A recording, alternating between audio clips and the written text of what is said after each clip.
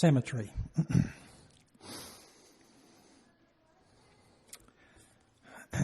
going to welcome all this morning, especially our visitors, as we always do.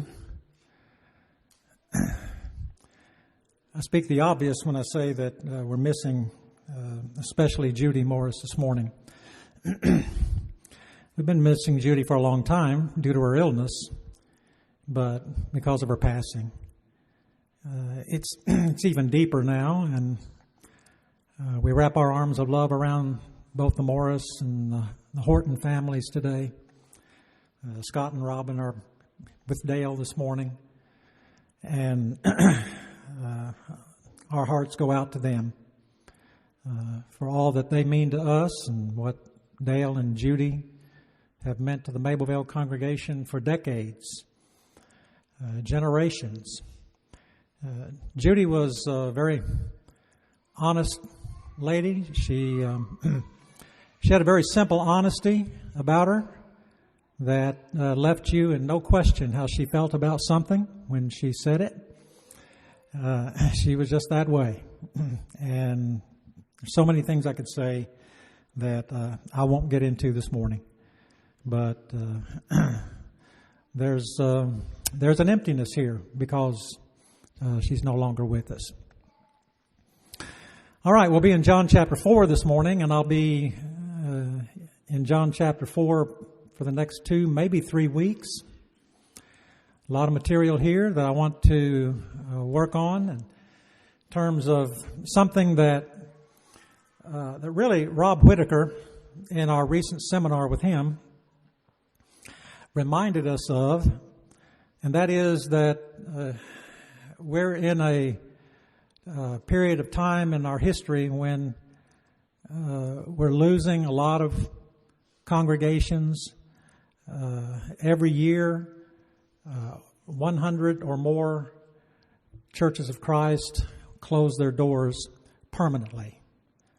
And I guess it's something we all know, and yet, we have to stop and think about it in terms of what that really means to us. And it's a sad reality because we all know these things happen. We hear about them. I'm thinking right now of 2 congregations that I know of personally that within the lifetimes of most of us were large congregations numbering well into the hundreds attendance-wise. And I received their bulletins in the mail, and looking at their bulletins over the last few weeks, the attendance now is under 25. And you wonder, how can they survive? Well, honestly, many don't. And they close their doors on a permanent basis, and the one lesson that stands out when that happens is no one taught them to evangelize. And that's where we are today. I want us to go to John chapter 4 because in this chapter, we get a look at Jesus, the politically incorrect evangelist. There was nothing political about Jesus, and there was nothing politically correct about Jesus. There were many times when Jesus offended people. There were times in John chapter 6, for example, when things that he had to say were so difficult to accept that his own disciples said, "This is a difficult saying, who can hear it?" And many of his disciples turned back to walk with him no more. And as he watched the procession leave, Jesus asked Peter, "Will you also go away?" And Peter said, "To whom shall we go? You have the words of eternal life." So that's the reality. Now, political correctness, I think we all know, is a way of thinking that says don't say anything that will offend certain groups of people or classes of people. Now, Jesus was never out to offend anybody. We're not out to offend anybody. That's the farthest thing from our minds. But I do want you to look at Jesus, the politically incorrect evangelist. And we find him here in the land of Sychar. And we find him at the well that bore the name of Jacob, talking with a woman of Samaria. Now, the 4th chapter is a long chapter, and there's a lot of stuff there, and I'm just going to have to parcel it out a little bit over the next few weeks. But I do want to keep the theme of Jesus, the politically incorrect evangelist. Now, I want to go down the first 10 verses, which have already been read, and I want to look at a few things here that suggest to us the kind of evangelist that Jesus was and what we might be able to glean from it for our personal benefit here. In verse 4, the first thing that I see, or that I will point out to you at least, in terms of the kind of evangelist that Jesus was, is this, that he did not allow culture to get in the way of what he needed to do. I want you to look at verse 4 again, please. But he needed to go through Samaria.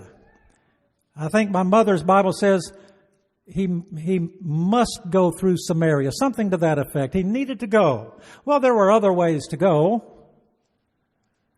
but there was a need here. Now, the need is the language of an evangelist, not the language of somebody on vacation. There was a plan in the mind of God here that is in back of everything that happens. And he needed to go. He could have gone around the long way, but he chose not to do so. And if we are to be evangelists, we're going to have to see the need that is before us. We dealt with this passage a few weeks ago, I think it was, in Luke 19 and verse 10, where it says of Jesus that he sought that which is lost. That's what Jesus did. That was his objective. So we don't look at mission work as just, it's not a work, it's a mission. And if we're going to be successful at this, we're going to have to be mission-minded, and we're going to have to see the need to get with people. The second thing that I see here about Jesus is that he did not allow how he might have felt personally in terms of being physically fatigued to stop him. Look at verse 6. Now Jacob's well was there. Jesus, therefore, being wearied from his journey, sat by the well. Jesus was tired. Is there anybody here today who might be tired?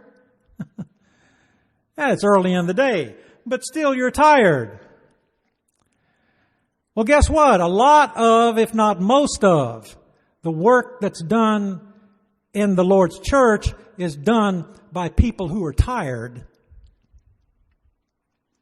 but just don't wear out. Galatians 6 and verse 9, one of my favorite passages. Be not weary in well-doing, for in due season we'll reap if we faint not. So don't wear yourself out, but it's okay if you're tired, because you're the one or one of the ones doing most of the work. Now, it's okay to be tired, but he didn't let that interfere with what he needed to do. And also, we're going to be tired. Sometimes we get tired because we get discouraged and we think things are hopeless. And the status quo is we're holding our own and we're happy with that. Well, guess what? Some are not happy with that. And maybe a lot are not satisfied with that. And they see themselves in a pattern of hopelessness, and consequently they're tired. Not physically, but maybe emotionally, maybe spiritually. This world is a place of work. Heaven is a place of rest. In Hebrews chapter 4, for example, in verse 9, there's a rest that remains for the people of God. That's us. And that rest that remains, is waiting for the people of God, is for those who serve Him here. In verse 11, let us therefore be diligent to enter that rest, lest anyone fall after the same example of disobedience. All right, so we need to see our mission here, because our mission is similar to Jesus' mission. And that is in John 9 and verse 4, we need to work while it is yet day, because the night's coming when no one can. So don't let fatigue discourage you.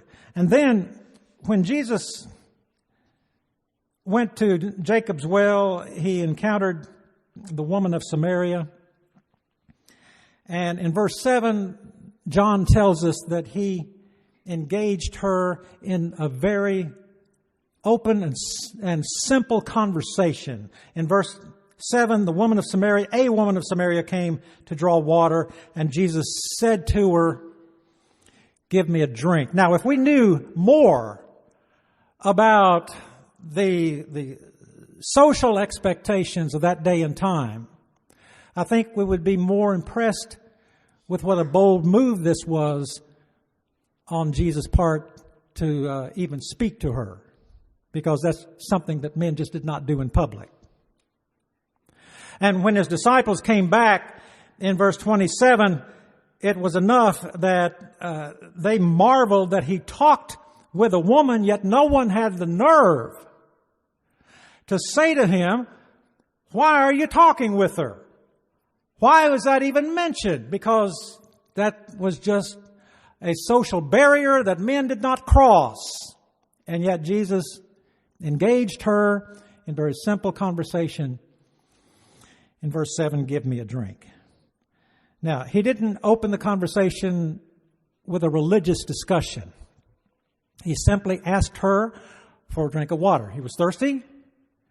He didn't have the bucket or whatever was needed to draw the water up. She did, and He asked her. So He engaged her in very simple conversation. He asked her for something that any one of us would be perfectly willing to do, is give somebody a drink of water. That's all there is to it. But what that was an icebreaker to open the door for more important conversation to come later.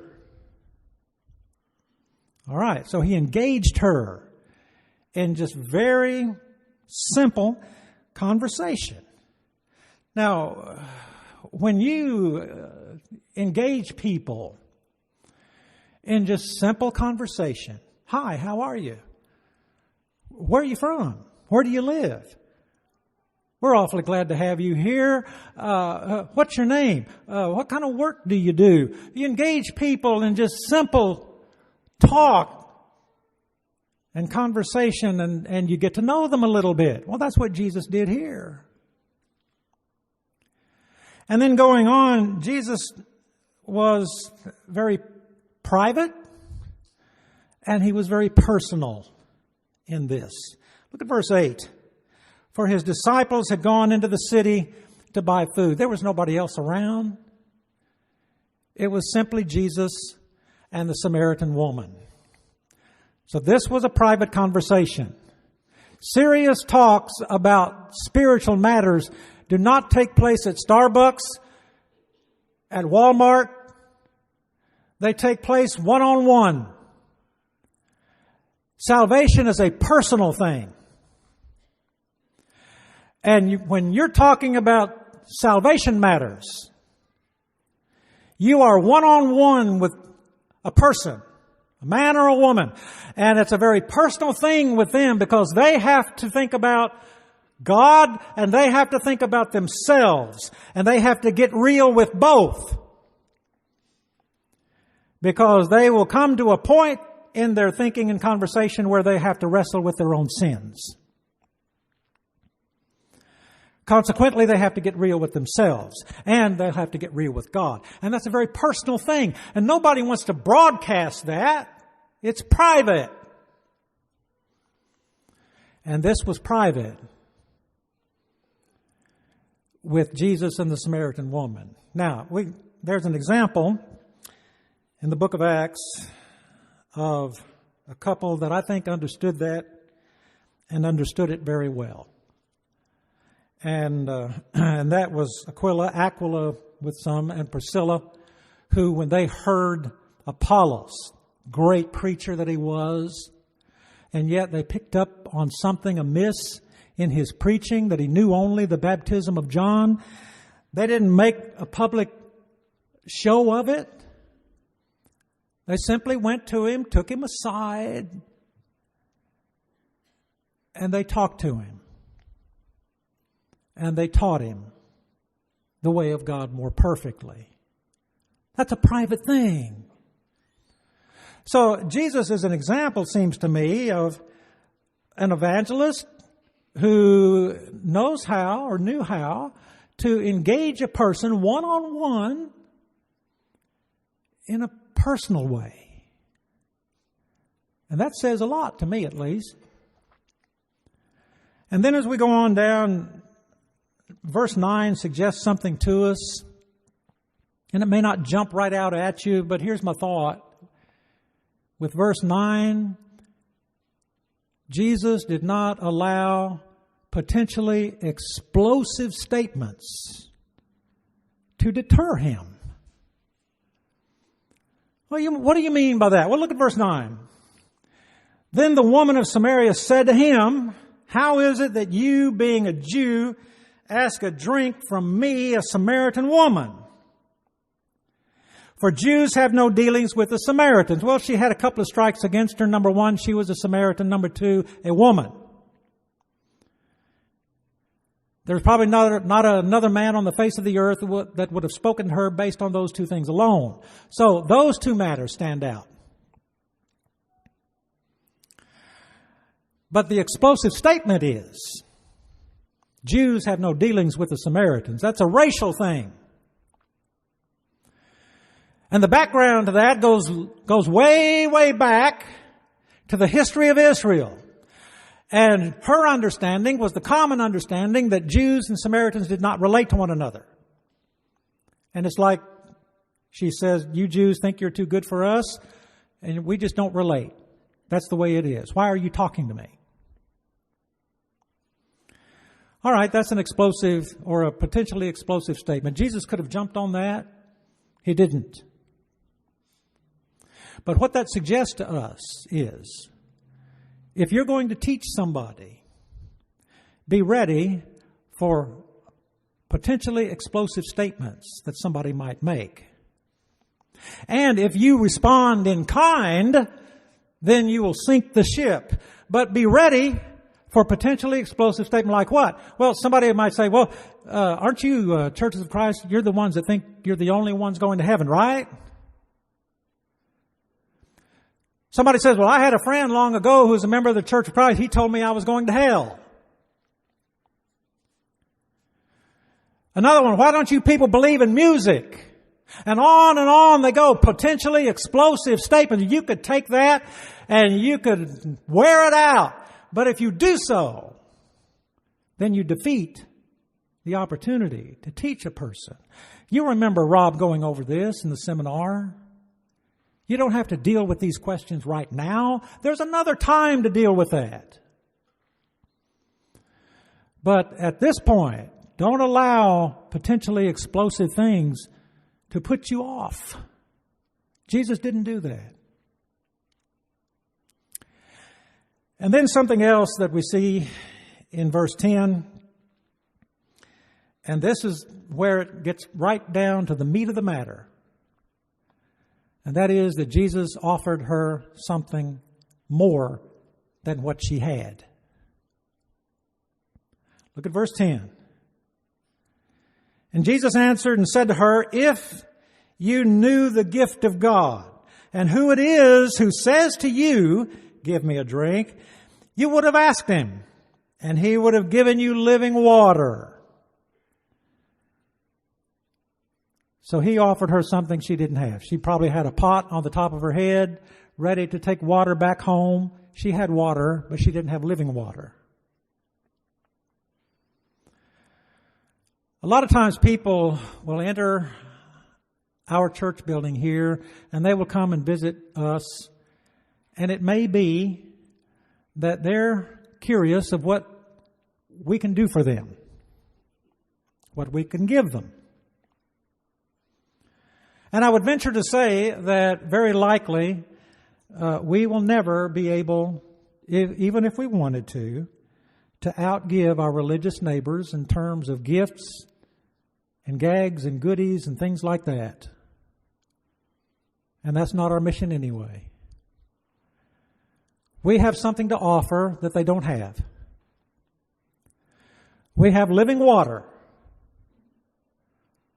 Because we have Christ, we have living water. That's something to offer people that they don't have, and it's something that they need, desperately need. And we in the Lord's body have that to give. You know, it's like in Ephesians, the 3rd chapter, and I think of verses 10 and 11. And I'm trying to remember it from my mother's Bible because it reads in a way that I prefer. To the intent that now, under the principalities and powers in heavenly places, might be made known by the church, the manifold wisdom of God. Now, that's what we have to offer.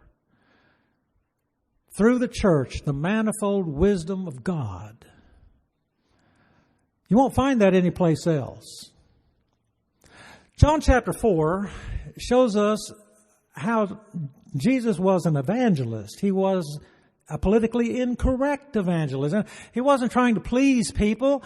And what he did here was socially shocking in many ways. Verse 27 brings that out. And so that, for that reason, I suggest to you in part, he was politically incorrect, but he was right on because he knew the value of a soul. He found an opportunity. He took advantage of it. And he shows us how to do the same thing. So here's the opportunity for living water.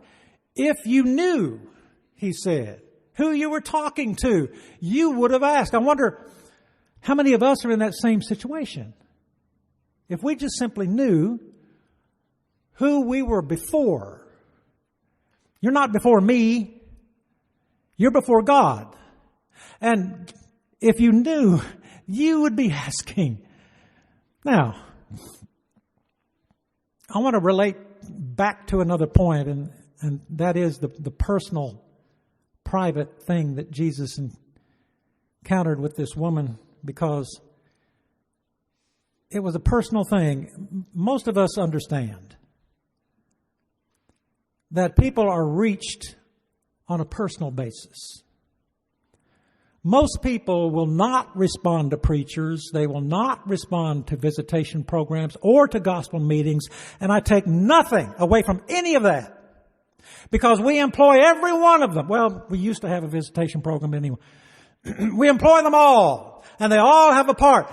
But people are more inclined to hear and to know the truth if it's through someone on a personal basis than through any other media or any other means. So there's the personal side. Work with people, understand the value of souls. Look at Jesus as the evangelist that he was and what we might learn from that. Because we have an opportunity right now for living water. The opportunity is yours if you'll obey the gospel of Jesus Christ by hearing, believing, repenting, confessing, obeying Jesus in baptism for the remission of sins. That came later in the New Testament church, of course. But that's God's will now for us. But seek that living water while you may, while we stand, while we sing to encourage you.